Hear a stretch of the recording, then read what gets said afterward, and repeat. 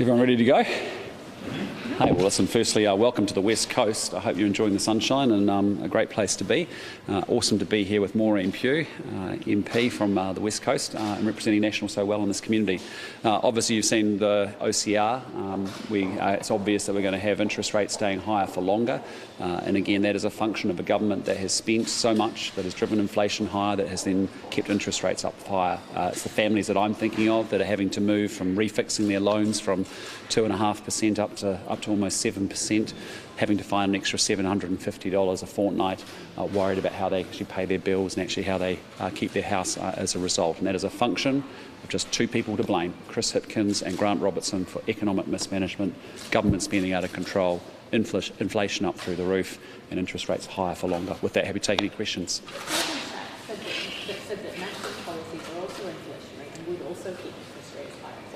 Disagree strongly. Our tax plan is actually fully funded, and as you've seen, the advice from the Treasury is that tax relief is a much better way than actually government spending. It's less inflationary. The second thing I'd say is our fiscal plan actually has government spending at about $3.5 billion less than this government. The third thing I'd say, and you've seen the Westpac report probably from today as well, saying that the fiscal risk actually sits with the Labour government, particularly in a coalition arrangement with Te Pāti Māori and the Greens, which will be a higher spending track and more fiscal risk sitting there. That is the reality of it. We are here because this government has not been able to control government spending.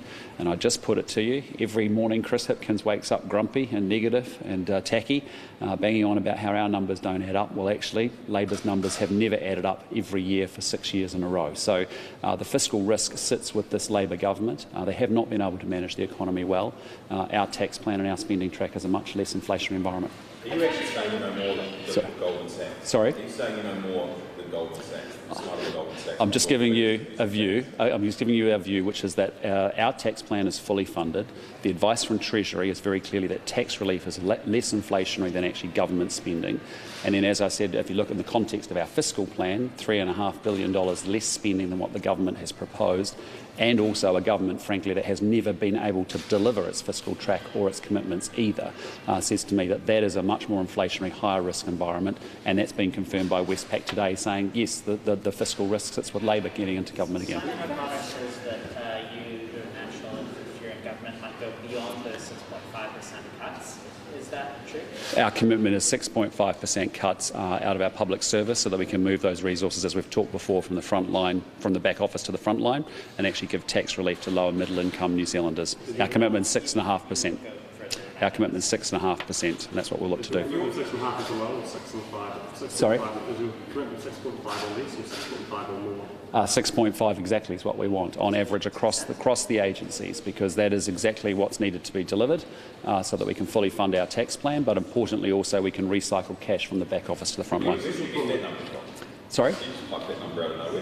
Look, in the context of $595 million a year, in the context of a government spending $137 billion and an extra $1 billion each and every week, it's quite an achievable thing. When we look at a 62% increase in government department spends on those core 24 agencies that we want to target, that's quite a reasonable and quite an achievable target.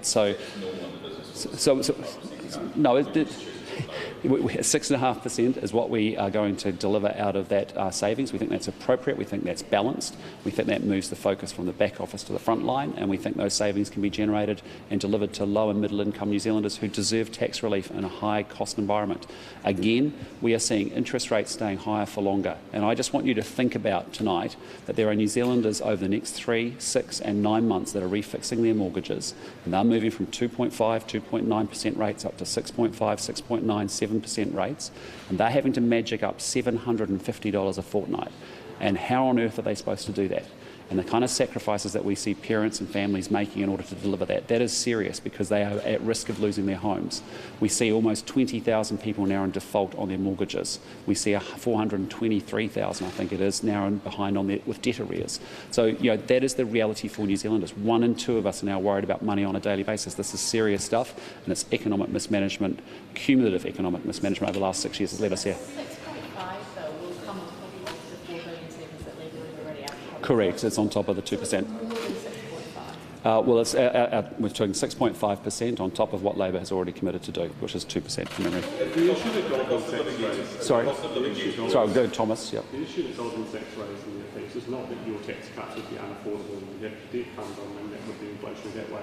The issue that they raised is that the tax cuts would work the way that you said they would work, but that they would be inflationary because they would take foreign money, cloud into the housing market and stimulate the wealth effect of rising house prices. That's what they were concerned about in terms of being inflationary. And I don't buy that argument, because essentially house pricing will be determined by supply in the market, supply in the home ownership market, supply in the private rental market, supply in the social housing, public housing market. And so that's what will determine ultimately house prices. As I've said before, we've got a fully funded tax plan. We're not borrowing for it. We're cutting it out of wasteful government spending. And as you've seen, the Treasury advice says very clearly, tax relief in the way that we have proposed is less inflationary than wasteful government spending. House prices to stabilise and afford the plan, because if house prices are low or fall, then you won't be able to sell any houses above the threshold. We are, as you know, there are multiple sources of reprioritised savings out of government spending. There is multiple sources of revenue being raised. We have built buffers into our tax plan to the tune of $500 million in the first year. We collect more revenue than we actually spend. You can look at our fiscal track and our fiscal plan as well, where we've put in $10 billion worth of operating allowances and unallocated, and we've got $8 billion worth of capital allowances unallocated over that period of time. We have built buffers and flexibility into all our plans, and that's because we are prudent, responsible, good economic managers. And I'm telling you, for New Zealanders thinking about this election, they are sitting there tonight worried again that interest rates are staying higher for longer, and that is serious stuff, because that is actually a huge amount of pain and suffering on New Zealand families that didn't need to have this if this government had made adjustments 2 years ago, as many of us here were talking about.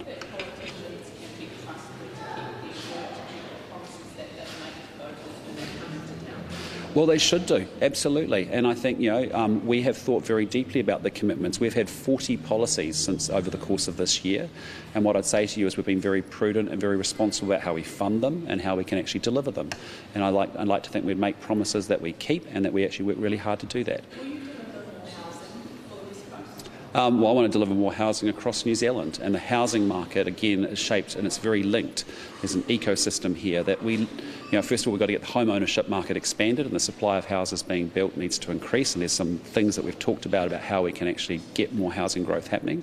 We need to get the private rental market working again, which is why we will unwind the Bright Line test and interest deductibility, because we need more supply of houses and rental, and we need to build more social and state housing.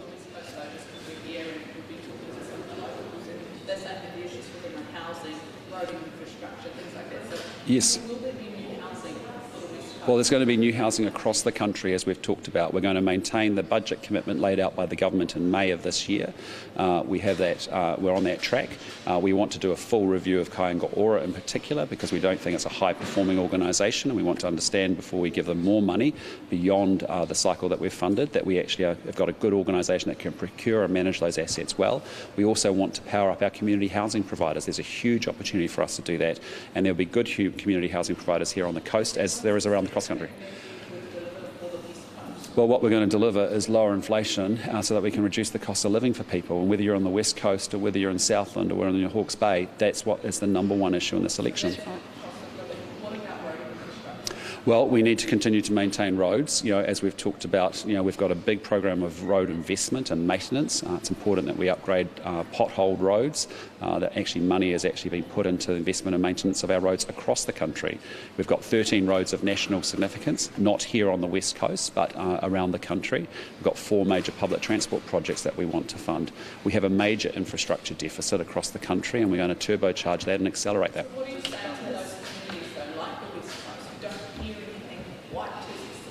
Well, let's be very clear here. On the West Coast, the most powerful sector is the agriculture sector, the primary industry sector, the farming sector. And that is a sector that I've understood well here. I've come here and met with them before in the farming sector. And what they want is us to unleash them, because they are burdened with huge amounts of over-regulation, red tape that actually creates huge costs but no real benefit. There have been 20 different regulatory and legislative changes over 6 years under this government that has actually burdened our farmers with a huge administrative administrative workload.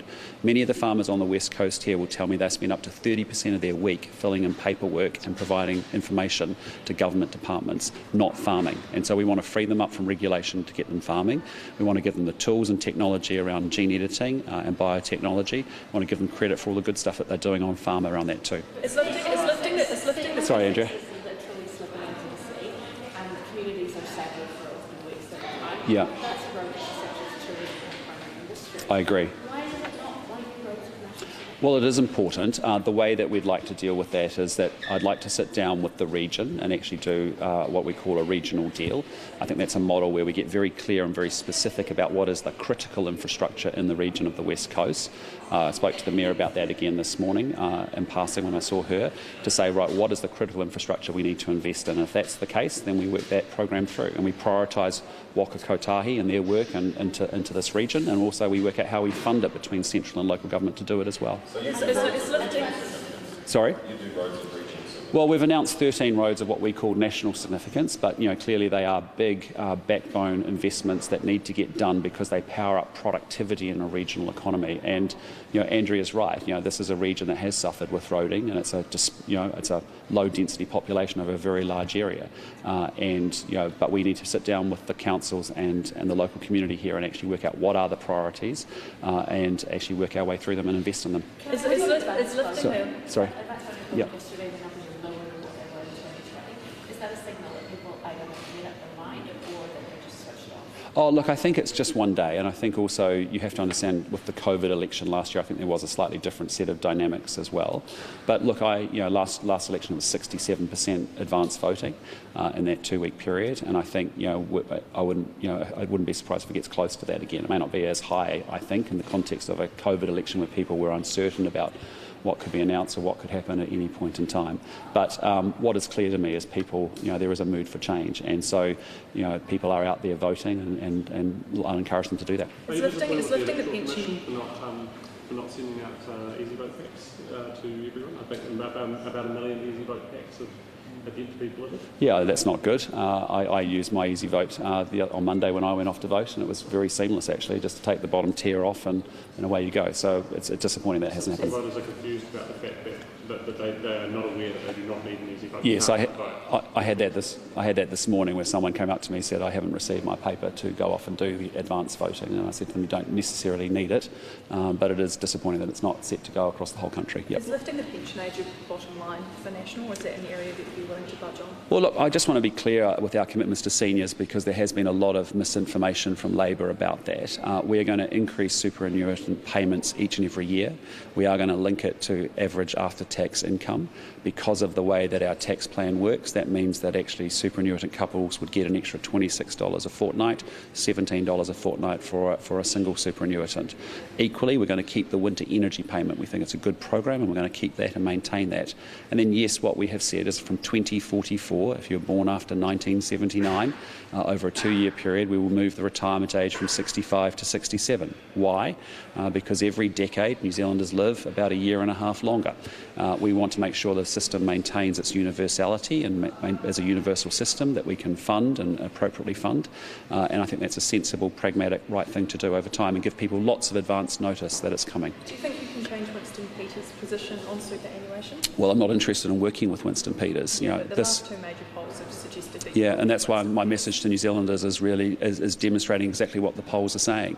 This will be a very close election, and the power sits with the New Zealand people, not with any political party, for them to actually step up to the plate and actually deliver and vote for the change that they want to see happen.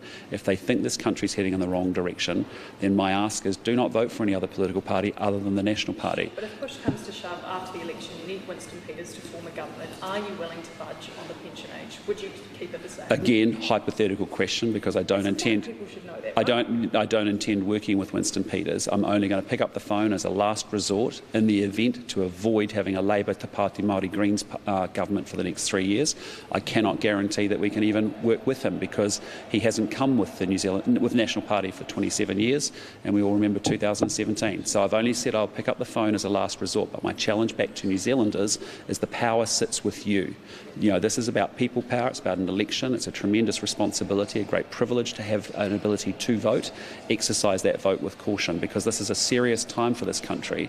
We need to get it turned around, and as a result, I'm encouraging people to party vote National. Sorry. What did you make of Labor's policy of fair pay for Defence Force personnel? Look, I haven't had a chance to go through it, but I'm happy to look at that in government. Is that something you would support? I want to look at it in government, and I have a lot of openness for it. So just to go back to that, sorry, are you adamant that if... Sorry, I'll just come back to... Sorry. Are you adamant that if National is elected in just over a week's time, the pension age will be lifting? That's happening? That's our policy, correct. If you become the Prime Minister, will you approve the Waitaha hydro scheme? Yeah, look, I mean, there's a statutory process that would need to be followed and to go through, but I have great sympathy for us expanding renewable sources of electricity across New Zealand. As I've said, we need to double the amount of renewable electricity in a short period of time so that we can make the transition off fossil fuels into clean electricity. Again, I have huge sympathy for the coast here and actually in wanting to embrace renewable electricity as well. So big picture, I like the direction of travel, but ultimately that is a decision that actually has to be made through a statutory process, and we should let that run through. So you'd look at it, you'd re-look at it? Because well, again, it's not I'm supportive of increasing renewable energy across this country, including here on the West Coast. We have abundant sources of geothermal, solar, wind and hydro, but again, this is an issue that has a statutory process to flow through. In that case, the Minister of the Environment, David Clark, stop that. Department of Conservation, is it Minister of Conservation? David Harper would stop Yeah. it would affect the pristine wilderness area, but there's a picture of it, and it doesn't really, it's just weird.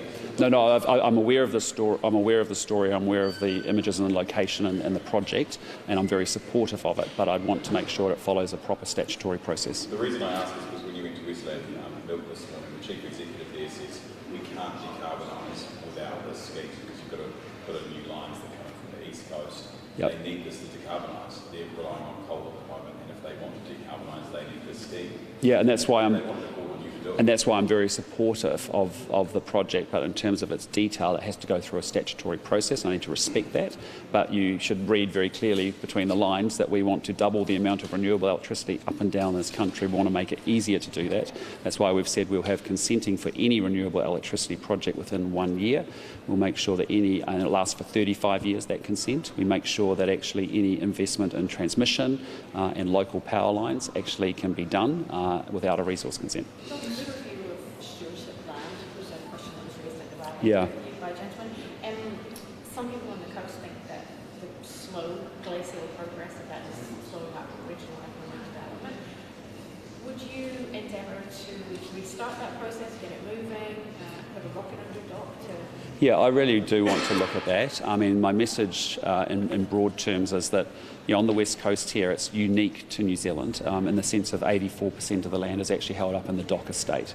And, let's be clear, a lot of the dock estate is of variable quality. There is national parks of pristine land and wonderful natural resources and assets that we need to protect, obviously. But, we should be looking and be up for looking at mining on a case-by-case basis. Some of the practices here on the coast are genuinely world-class in terms of environmental restoration post-mining, but we want to do that on a case-by-case basis. Yeah.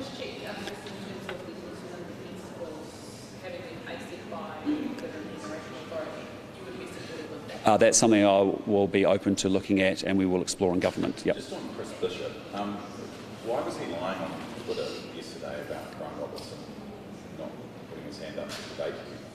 Well, we haven't had a formal appeal to say I want to, for us to debate Grant Robertson. And what I'd say to you is it's a leaders' debate, and Grant Robertson may like to be the leader of the Labor Party, but he's not. Last time I checked, he was their number 4, and so that doesn't feel like a good proposition anyway. Did you say no to that? No, it was never formally presented to us. Okay, so it was presented to the press, but it wasn't presented to you. It hasn't been formally presented to us or our team. Winston Peters suggested on Q&A... Sorry, I'll just come to Mikey and then come back.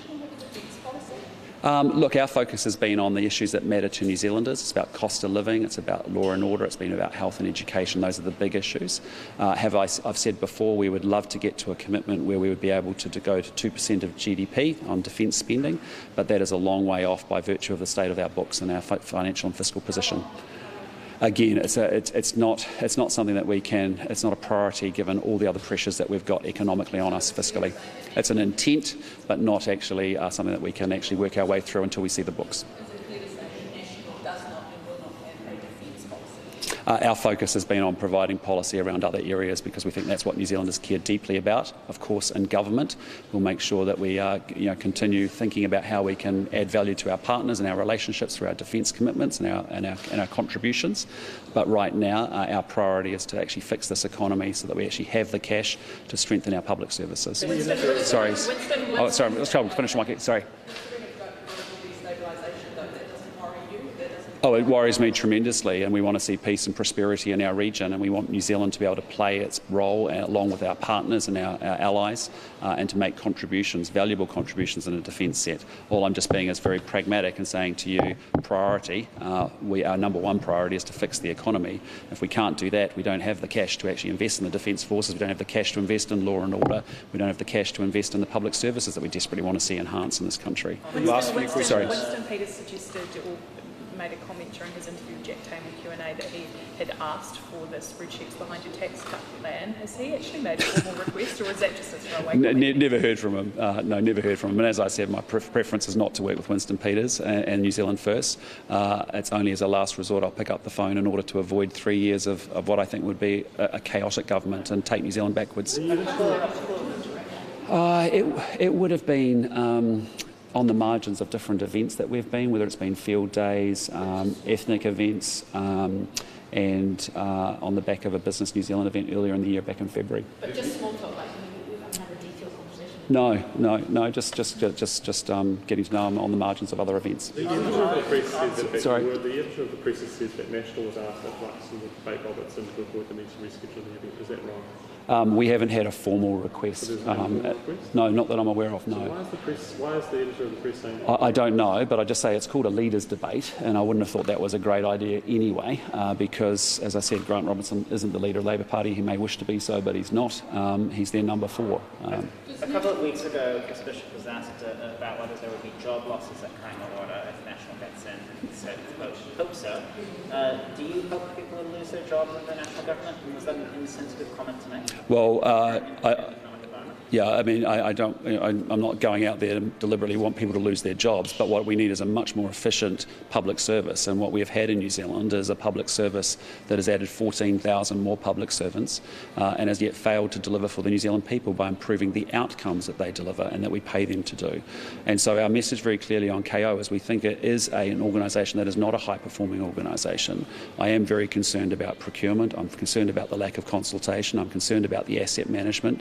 And before you put billions and billions of dollars more into state and social housing through KO, I'd really want to do a review to say how effective and how good is that organisation. And so that's what that's about, making sure that we have a good, strong review of KO, so we have confidence that if we're going to put more money in going forward, we know that they can manage that well. And I think that's just good, prudent, responsible. Sorry?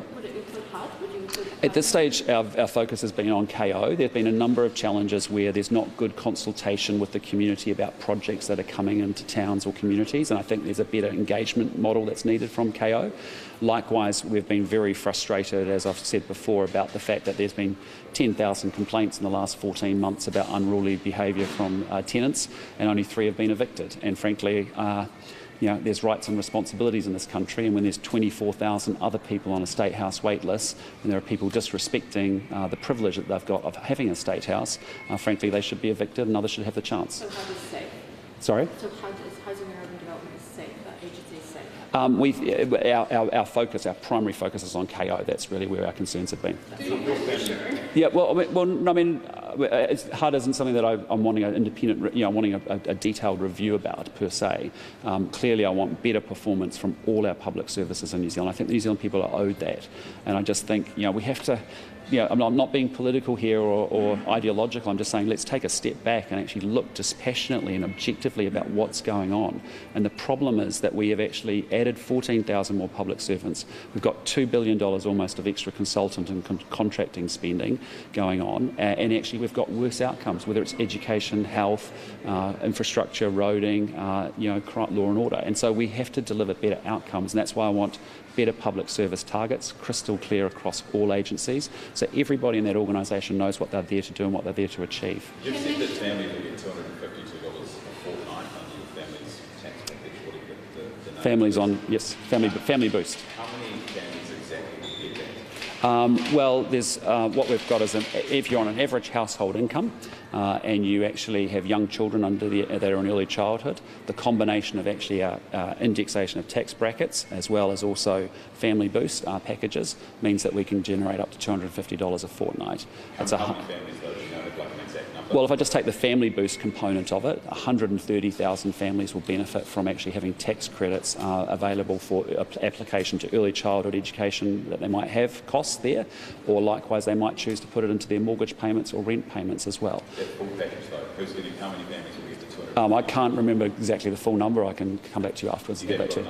Yes, I have got a number for it, yes. The national party's attitude towards prudent spending. Yes. How much can you really deliver for New Zealanders on this grant? Well, I want to be really clear because I think this is not understood in Wellington, and my observation from coming from outside of politics and looking at government is that government, and Chris Hipkins in particular, measures success by how much money is being spent. And as a former CEO, where you actually have the same number of resources, even less money, you get different outcomes by virtue of how you use that money and how you deploy it and how you manage those resources.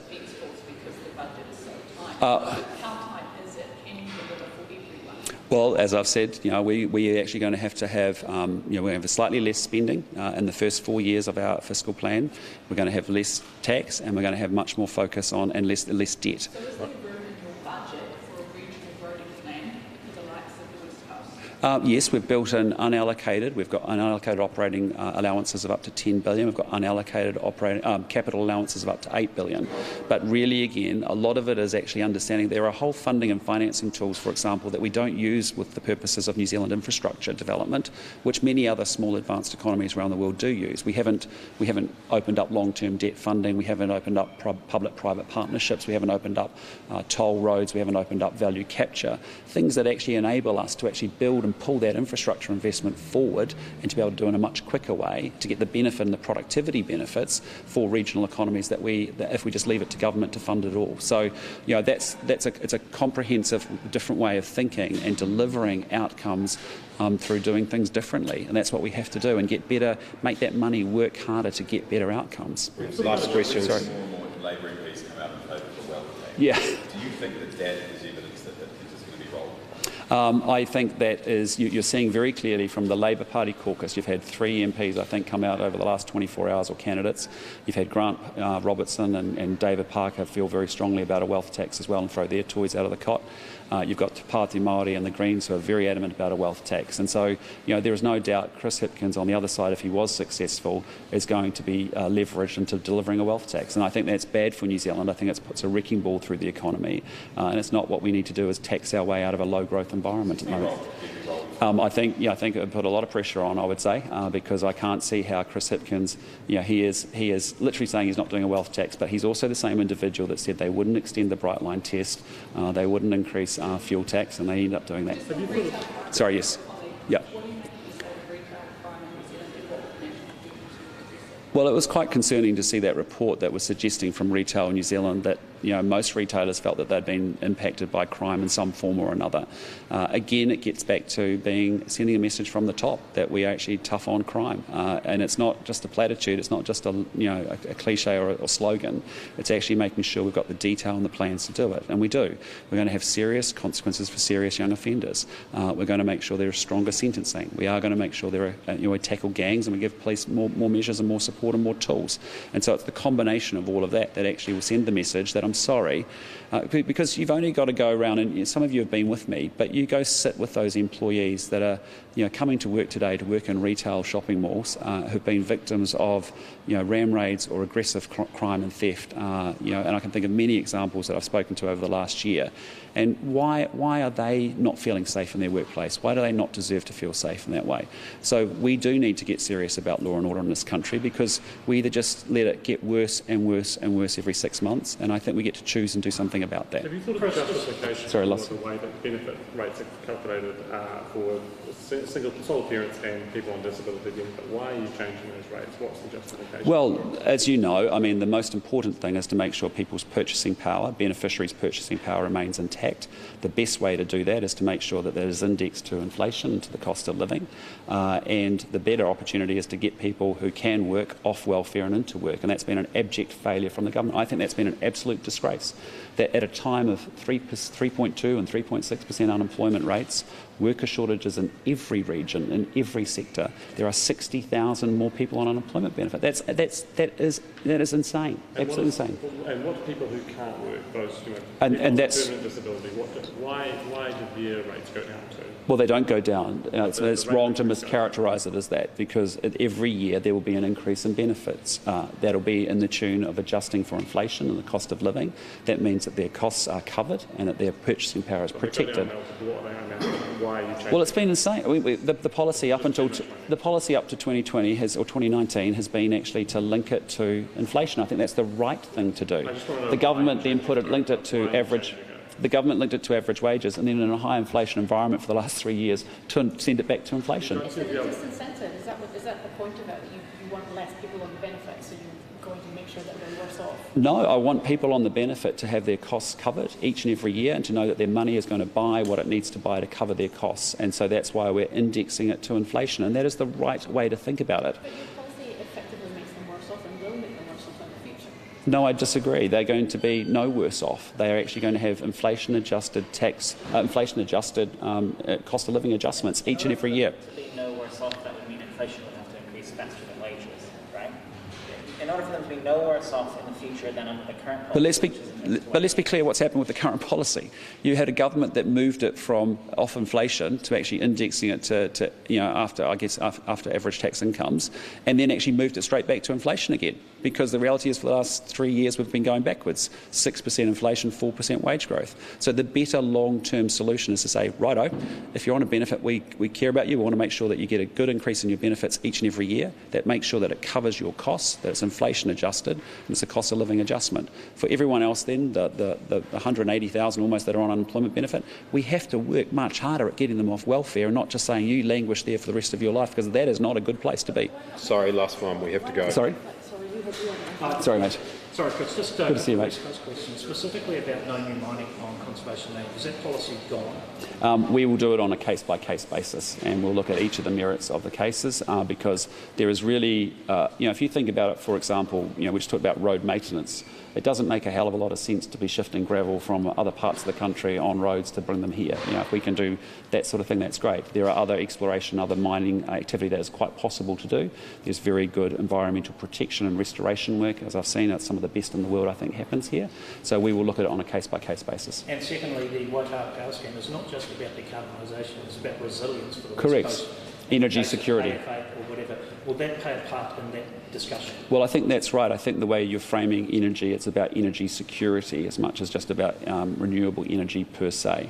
And as I said before, I'm very open to the project, but again, there's a statutory process that we need to follow in government. But I am determined that we are going to double the amount of renewable electricity across this country, and I think that's important. But it's about resilience. Because correct. We've only got 4 power lines, 4 cables bringing power into the West Coast. On an Yes. AFA, we have no power. Yes. So no, fully understand. that will be a consideration. Yep. Great. All right. Can I say thank you so much, team? Thank you for coming up to Greymouth with us, and enjoy the rest of the sunny weather. See ya. Thanks.